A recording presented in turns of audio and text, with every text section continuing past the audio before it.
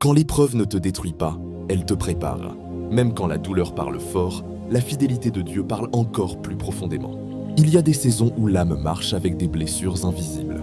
On sourit devant les hommes, mais au-dedans, on lutte pour rester debout. On prie, mais les réponses semblent tarder. On espère, mais le silence paraît long. Pourtant, même dans l'épreuve, Dieu n'a pas quitté le lieu du combat.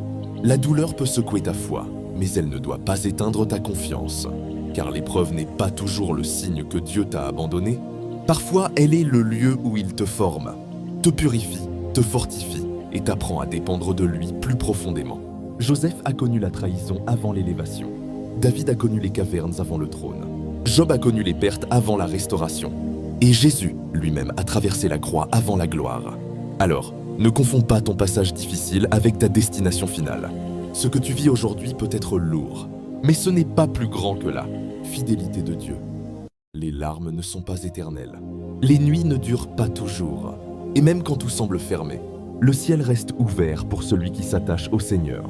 Tiens encore, prie encore, crois encore, respire encore.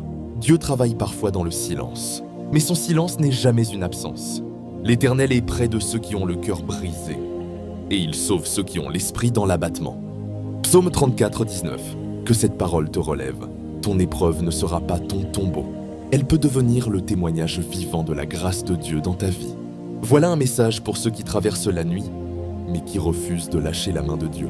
Faith Movie, votre chaîne chrétienne.